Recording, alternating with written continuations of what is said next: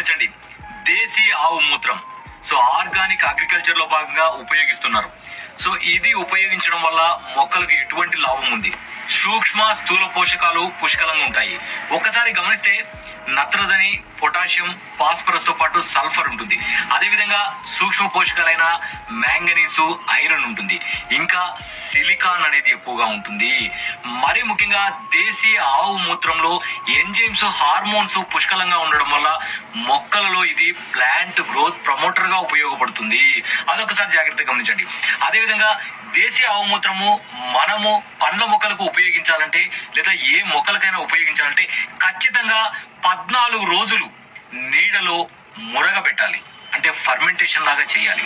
14 రోజుల తర్వాత దేశీ ఆవు మూత్రం అనేది మంచి బయోపెస్టిసైడ్, బయో ఇన్సెక్టిసైడ్ గా కూడా పనిచేస్తుంది.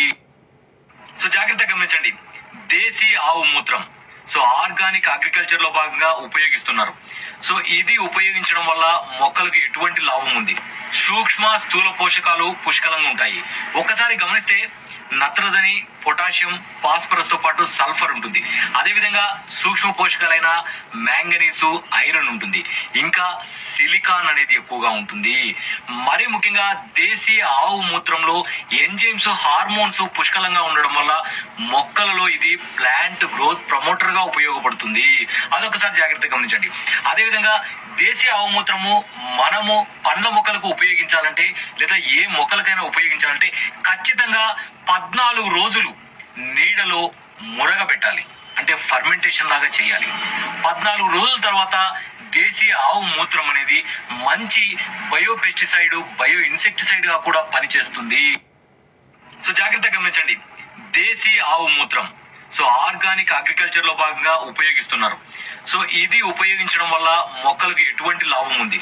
సూక్ష్మ స్థూల పోషకాలు పుష్కలంగా ఉంటాయి. ఒక్కసారి గమనిస్తే నత్రజని, పొటాషియం, ఫాస్ఫరస్ తో పాటు సల్ఫర్ ఉంటుంది. అదేవిధంగా సూక్ష్మ పోషకాలైన మ్యాంగనీసు, ఐరన్ ఉంటుంది. ఇంకా సిలికాన్ అనేది ఎక్కువగా ఉంటుంది.